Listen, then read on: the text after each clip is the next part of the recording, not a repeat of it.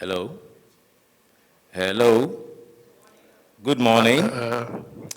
Good morning to all of you participants, exhibitors, and observers, as well as sponsors of this event, which is the Africa Real Estate Conference and Expo, the first of its kind, on the theme Advancing Global Networks for Sustainable Real Estate Markets, an opportunity to innovate and optimize. My name is Cyrus DeGraff Johnson. I'm going to drive you through the events for today, which would include a Woman Inspire panel discussion, which will come after our first speaker, who is Honey Boots, who will be talking on affordable housing system. He'll be joining us via Zoom. A bit about him, though. Honey Boots is the CEO and inventor of the Muladi construction technology.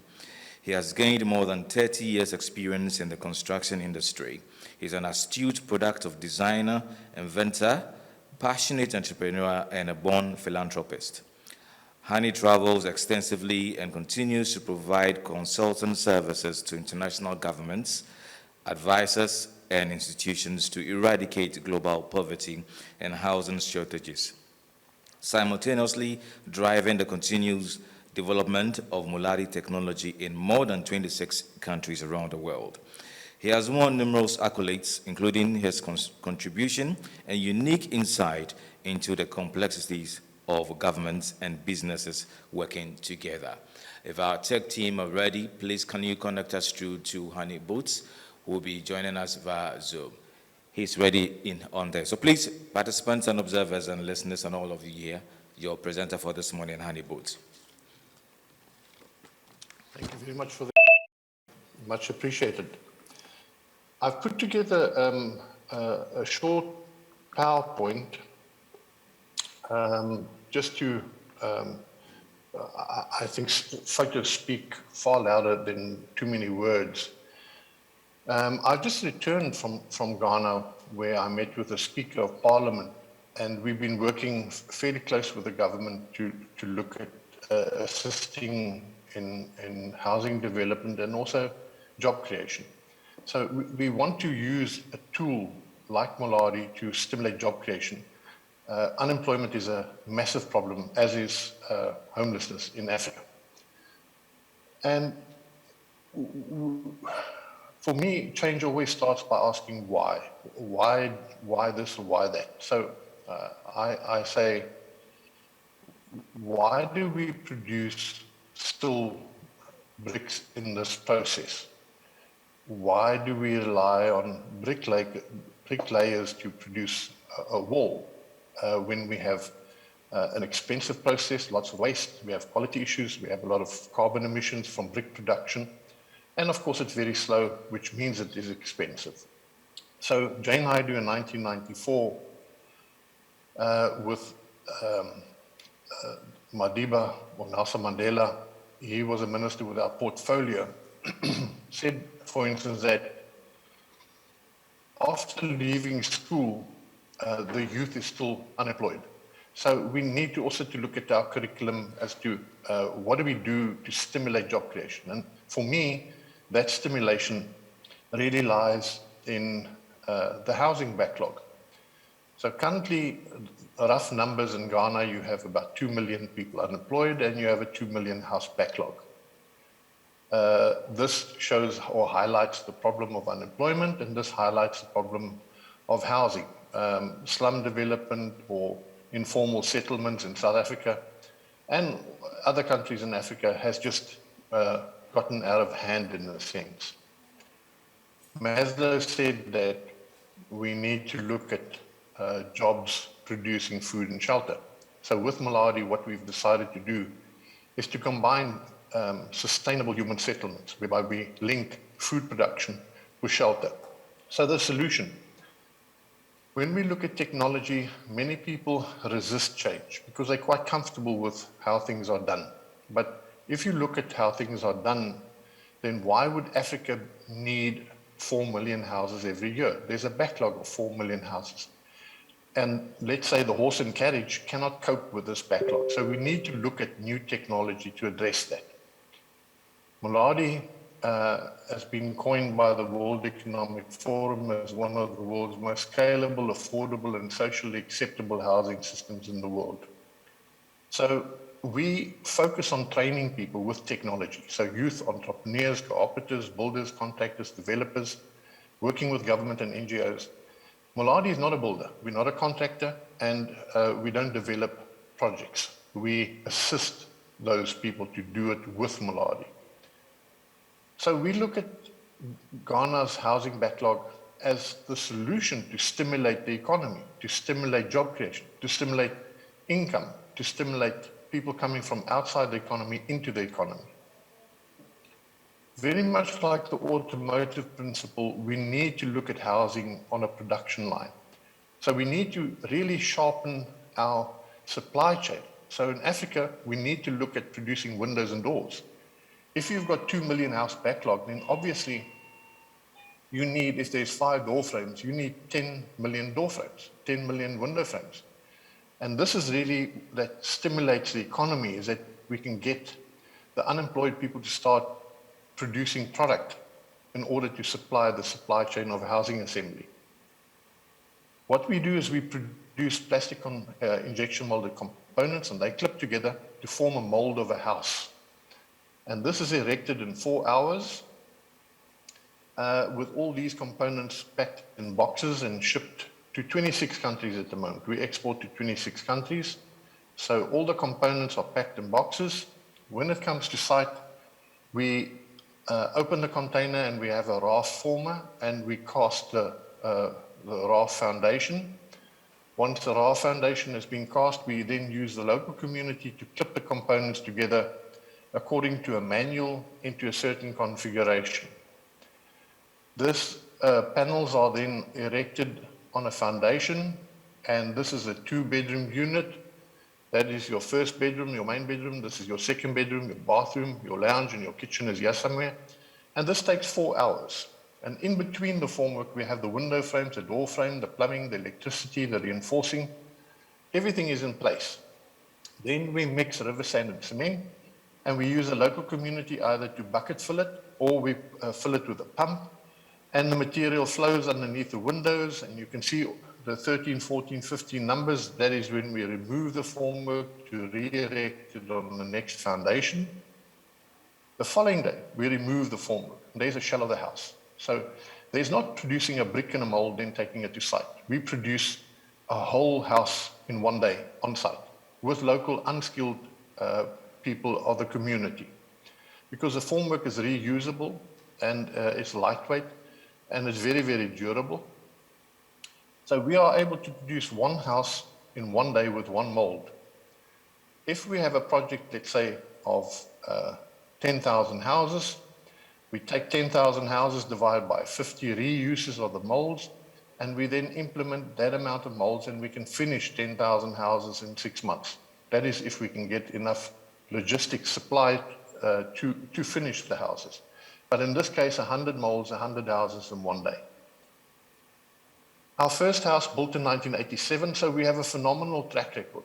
And all the banks in South Africa, and most in Africa, would give you a mortgage, a long-term mortgage.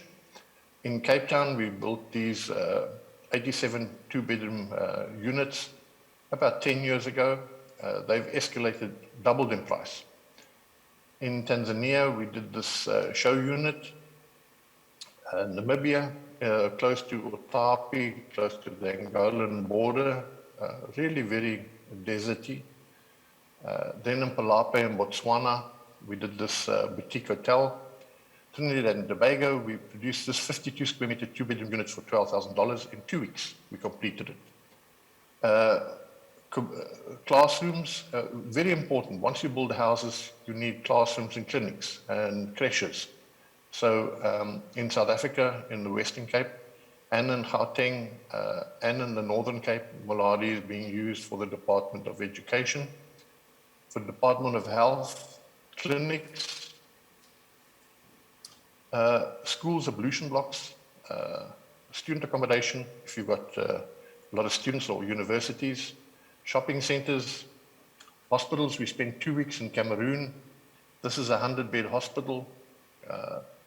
Then this is really where it opened the door for us. The World Bank gave us funding for $65 million, and the World Economic Forum wrote the article that I referred to earlier, and this was in Tanzania. It was 16 courthouses. The big issue about any housing system is, number one, is social acceptance, a knock test. Somebody walks into the house and they knock on the wall. If it's not solid, they don't want to live in. Then second, is it affordable? Is it durable? All the accreditation, all the bank approvals, awards, etc. As I said earlier, we build in 26 countries, so we've got approval from right from Chile, Mexico, Brazil, right through to Sri Lanka, and we're busy now Maldives. So instead of casting or producing a brick in a mold, we produce that house in a mold in a day. This is an idea. There at the back is a brick wall that has already been demolished. So just to give you an idea,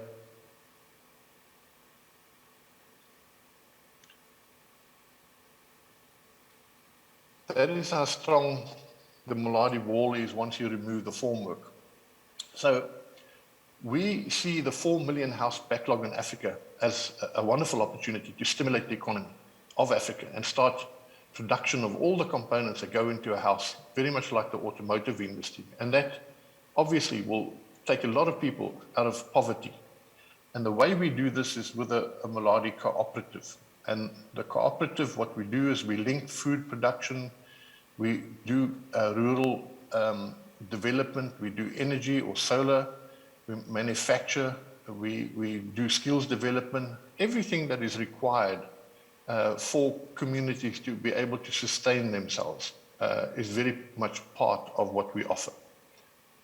Then obviously, if we look at conventional construction and we look at the light blue supply chain of conventional construction, then the supply chain is very, very long.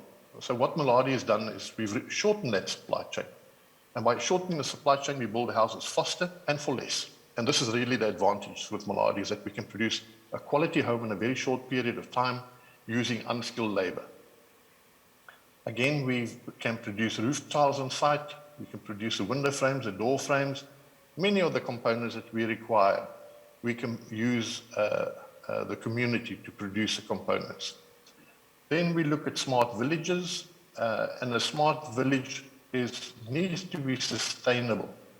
And a lot of people speak about smart cities. Smart cities develop from a village. A smart city doesn't really get built. I think there's a very good example of a smart city that didn't work in Kenya, where lots of money was spent. So you need to populate a small village, and that becomes a town, and then it becomes a city. Here we have a model of development of 508 houses on 20 hectares with food production on the side. And this is also then uses wastewater, solar panels.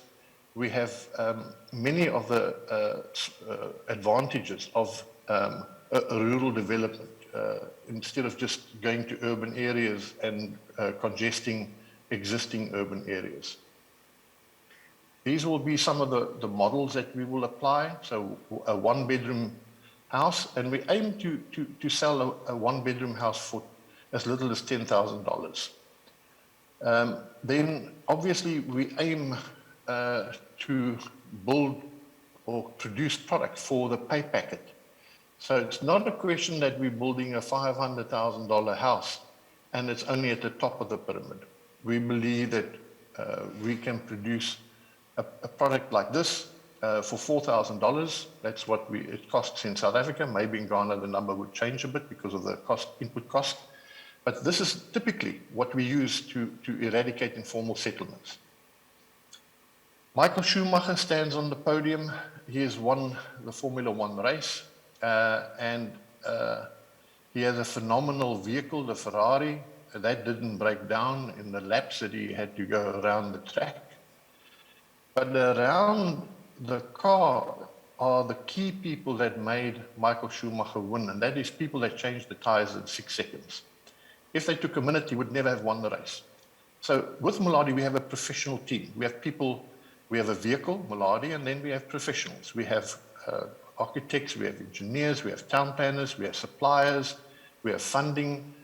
All of this is, all of it is in-house, and that is to support any country in the world, especially Africa. I'm going to skip this one. I'm going to skip this one too. So what we've done in Ghana when we spoke to government is to use the government employee really as the asset, because if government in reality can't give an off-take agreement to anybody to produce any amount of houses because they simply don't have the capital or the money. So we have to look at a different way of generating funding. So what we did is we took the 60,000 people that government said that needed homes, we pre-qualified them, and we then entered into agreement with them. And once we finished their house, that a third of their pay package can pay back the mortgage, that becomes then the backing for the financiers to get involved with the project. But again, we can speak about the detail a bit later. So we cannot solve our problems with the same level of thinking that created them. We really have to change our thinking. And to simply put a Pirelli tire on a donkey cart does not solve the problem. We need to re-look the whole vehicle, the whole process. So we can't look at superficial alteration in our delivery mechanism. We have to look holistically. And I believe that Maladi is that holistic approach to make the antiquated process of producing obsolete. Thank you very much for the opportunity, much appreciated. And I hope I can be of great assistance in Africa. Thank you.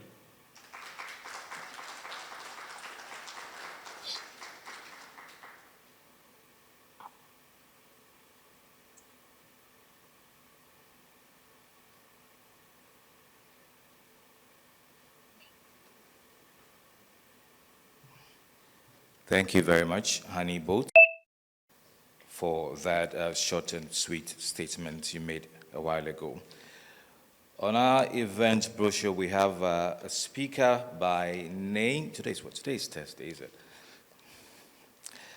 Kweku Apreku Ejapon. He's going to talk to us on foreign investment and real estate law. I think he was here 2 days ago. Kweku, if you're ready, would you please come up? Thank you.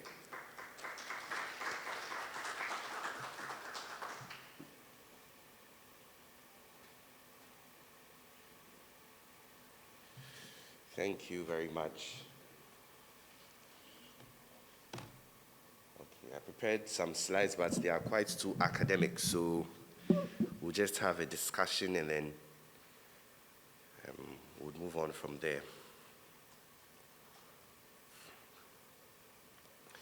Okay, so basically when we talk about foreign investment in real estate, we have to ask ourselves why it's important, right? Because as realtors or as persons with investment in real estate, it's important that you maximize what the government of Ghana or the legal system, whatever, has for you to ensure that you maximize your profits. Because there are certain incentives that are available, but a lot of people may not know the incentives and so may make losses. So that is basically what we are going to talk about. Subsequently, if there are any questions, feel free to ask and we would take it from there. So basically some preliminary issues, right? As a foreign investor, and also, as Ghanaians, or as, we're talking about foreign investments, but what is available for Ghanaians also is that it is important to also try as much as possible to court foreign investors. As a Ghanaian businessman, businesswoman, it is important to ensure that you try as much as possible to get connections abroad, to get investments abroad. Knowing about foreign investments as a Ghanaian businessman or woman means that you'll be able to sell yourself better for that connection with the said foreign investor. Reason this session is important. So some preliminary issues. As a foreign investor or as a foreigner, the Constitution provides that you cannot own land in Ghana, basically. However, if you are a foreign investor and you want interest in land as in owning land, what you can do is that you can set up a company, more or less, and incorporates that company in Ghana. Once that company is incorporated in Ghana, and maybe you move in Ghana, you do your business in Ghana, that company can own land, because remember that ownership or legally, persons are not just natural persons like us, but persons are also institutions. So Movenpick is also a person, okay? Accra City Hotel is a person, just as you and I are persons. So by using that vehicle of establishing a company, incorporating it, that company can own the land. Obviously, it won't be a personal asset to be the assets of the company, but it's relatively better to do so and know that you cannot have a permanent interest in land as a foreign citizen, or as a foreigner, sorry. But basically, if you're talking about investments in real estate, what are the options available? So there is what we know as the Free Zones Act, which provides for free zones, and then the Ghana Investment Promotion Center Act, the GIPC, which are basically designed to court in foreign investors or foreign investment. As we go on, we'll see how, as realtors or as real estate persons with investments, you can use your investments with the aim of trying to attract investment and using these legal remedies available for the purpose of maximizing your profit. So when we say a free zones, let's start with the free zones, right? When we say a free zone, what is free zones, or what are free zones, or what is a free zone? So a free zone, according to Section 7 of the Free Zones Act, is any land, river, seaport, anywhere that is declared as a free zone by the president. The definition or technicalities is not really important, but what we can get away is how we can maximize the concept of a free zone. So there are incentives that come with free zones, and opportunities for us as investors is that you can build in a free zone for companies. Assuming I'm a factory, I want to set up a factory, right? And then I want to have buildings for my workers. The question is, I can come to see you as an investor or as a real estate person to put up those houses, those accommodation units for my factory workers in a free zone. Now, the incentive with that is that, one, for the first 10 years of incorporation, you don't pay tax. So unlike your counterparts in other sectors of the economy who would be paying taxes, you don't pay income taxes for your first 10 years. After the 10 years, you start paying your income taxes. However, those taxes do not exceed, or are not supposed to exceed 8%, right? So you try as much as possible and make use of it. Also, imports to these free zones are not supposed to be taxed. So assuming you are importing your doors, right, for making these housing units we talk about, or tiles from Italy or something, the average person's doors are going to be taxed by the government. His tiles are going to be taxed, the water closet is going to be taxed. But for you, your imports are tax-free if you are going to put up these housing units in the free zone enclave. But remember that the free zone enclaves are supposed to be declared as such by the president. In addition to this, the investor can hold a maximum of 100%. 100% ownership of the company, 100% ownership of the assets, 100% ownership of the investment. Most of the times, when it comes to these incentives, government always places the duty, or government always makes it a responsibility or a burden for the investor to cooperate with the Ghanaian, right? So you see under GIPC that there is a mandatory clause of cooperation in order to get certain incentives. But under the free zone, you as a foreign investor can own 100%. You can have accounts in convertible currency, say euros or dollars, and there is no restriction as to how you repatriate your funds. Assuming you are from the States you come, you make your investments, you make your profits, you can send all your profits out. So long as you are able to prove that those profits are directly connected to the said investment. There is also the guarantee against expropriation. So expropriation is basically the states coming in to say, you see people, your land is nice, but we want the land, so let's take the land and we'll compensate you. There's a guarantee that the government cannot do that.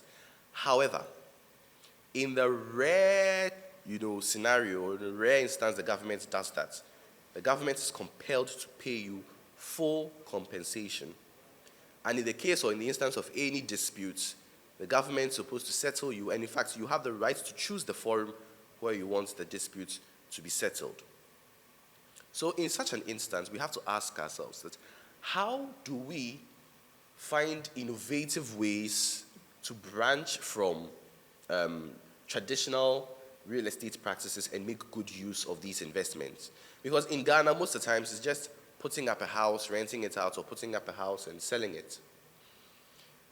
One thing that some others do in some other parts of the world, particularly in Southern America, is they have real estate tourism. So they put up beautiful housing units, they paint with bright colors, and they make these housing units tourist sites.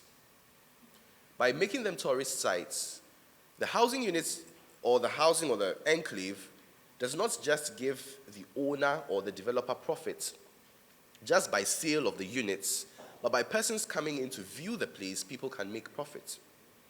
Right? So they have these low housing units cost. I'm sure some of you have seen it online, bright colors, like, okay, this is what we do. Others also resort to agri-tourism, where they make the development of these enclaves, and in developing these enclaves, they have these sorts of agricultural elements to it where you can go and view plants and flowers and things of the sort, right? So in doing this, you can try as much as possible. And the thing is, these rights are not inherent, or these rights are not absolute. You have to apply to the Free Zones Board for the license to be given to you, or for the area to be marked as a Free Zones area, a Free Zones enclave. And then, in light of that, you can make your profits.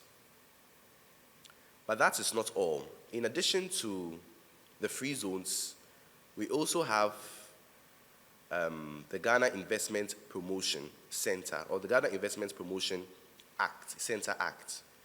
And this basically is to ensure that there is an increased sense of investment promotion in the country.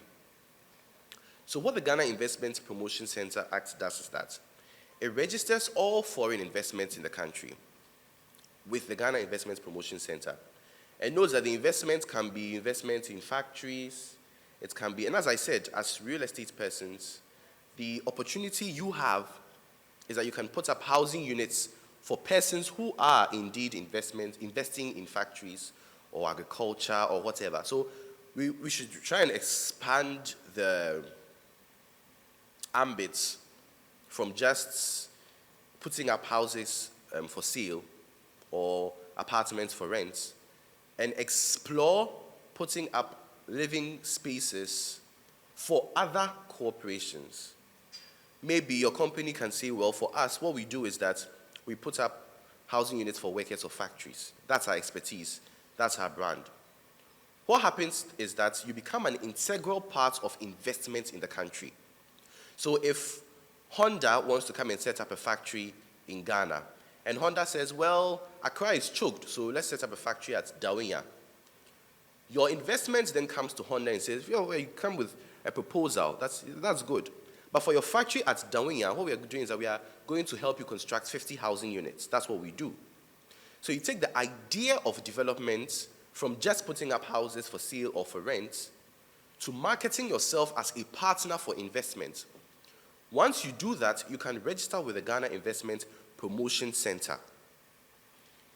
Now, what are the requirements for registering with the GIPC? The GIPC requires that any company or corporation who registers with them is incorporated in Ghana as a Ghanaian corporation. right? And investment in Ghana as a Ghanaian corporation means you are registering in line with the Companies Act of 2019. Sorry, there's a bit of heat. With the Companies Act of 2019. Now, there are procedures and technicalities, but I won't really bore you with that. Law can get quite boring. But what are the benefits and incentives applicable under this Investment Promotion Center Act, right?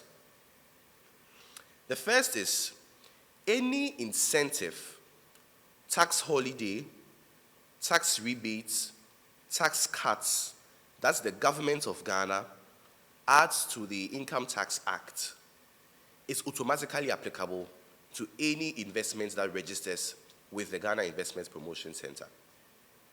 So you do not necessarily have to apply for extra tax cuts or for anything special. So long as you register with the center, that's the GIPC, you are automatically entitled to any other incentive that the government of Ghana would have given to you had you applied. So the special thing or the trick here is that you do not have to wait and upon application for tax cuts by the GRA for a very long time. If you're a foreign investment, register with the center, and these tax cuts are available for you. In addition to that, there is also, once again, the guarantee against expropriation, as we've spoken about.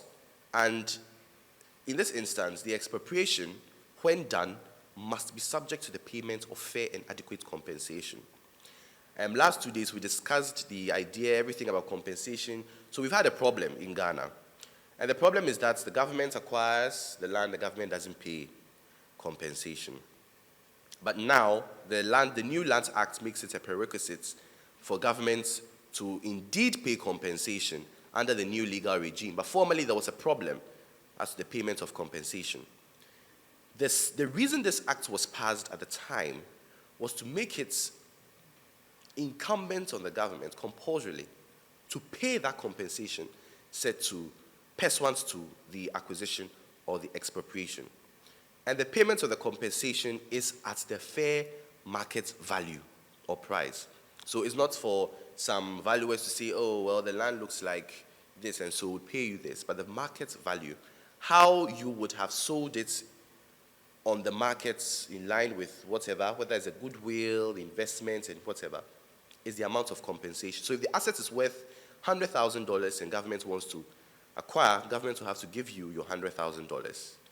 Or better still, give you a piece of land that is relatively better or of a similar value to the said piece of land.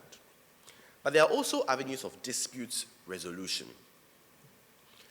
And the incentive here is that upon a dispute with the government or dispute with the center, the matter should be resolved by alternative dispute resolution, particularly arbitration. And everyone who knows or who has been to court before knows that litigation is not very funny. It's not a walk in the park. So arbitration is more or less an incentive to get foreign investors to invest in Ghana and with the center. The bonus here too is that once you invest or once you register with the center, you get to choose the forum of your choice, or you can make the choice in tandem with the United Nations Convention on Trade Law. So there is an arbitration bit on Convention on Trade Law that says that, okay, in case of any arbitration, these are the rules we use. The benefit is that you do not have some agencies or some people bullying you with technicalities, because the rules that govern the arbitration are going to be standard and are going to be exposed for you, because these rules may also be used in your home country. So the Center Act or the GIPC Act basically says that we would also make recourse to these rules for the purpose of courting investment. Now, there is also assistance to enterprises that register with the center. So what do we talk about assistance? At times, working in certain spaces can be relatively difficult. Getting transports, getting incentives, getting goods and services across. The GIP, in fact, getting information can even be hard in certain instances. So what the GIPC does is that the center aids with assistance of investment, and this becomes very crucial when you are acquiring land. Because for those of you who do not know, in Ghana, we have a distinct system of land sale and acquisition. In many countries, all you do is that you go to the government and then you purchase a plot of land, and the land, all pieces of land or all plots of land are in the central database and everything. But in Ghana, we have a sort of dual system where chiefs can sell land, particularly land falling out of what we know as the title registration zones. For the title registration zones is part of Accra, 1 mile radius from Edum, part of Winneba. Edum is in Kumasi, and then part of Winneba. But most of the land in Ghana is sold by chiefs, or in parts of the north by persons known as the Tendana, who are the custodians of the land. The problem then becomes how to know which chief to contact for a piece of land, how to appease the customary practices or things of the sort. And many a time, foreign investors tend to lose out because they do not know these things, right? So what the GIPC does is that the GIPC assists in acquiring the said piece of land with information, with logistics, and with assistance. At times, they even negotiate with the investor and the chief for the purpose of bettering investment prospects of the investor, right? So there is more that can be done, and as I said, in order to take advantage of these initiatives, it is important we try as much as possible to expand the notion of what it means to be real, or what it means to engage in real estate development. Most of the times, we just think of it as being, okay, you bring money, you buy a piece of land, you put up housing units, and you are done. But if we can look at utilizing or partnering investment opportunities, if you can look at saying, okay, you are going to work with the one district, one factory secretariat. In the instance of any factory being put up, in the instance of any investment anywhere, you are going to be responsible for putting up housing units. You enter a contract. What happens is that you become a partner with foreign investment in Ghana, and then by virtue of that, you are available for all these incentives. My time for presentation is quite brief, so in case there are any questions, feel free to ask. If there are no questions, I'll be very, very happy. Okay, so he says we'll ask the questions. Fortunately, we'll ask the questions later. So thank you very, very much. Yeah, and the slides will be made available. I'll tone down the language a bit. You don't have to worry.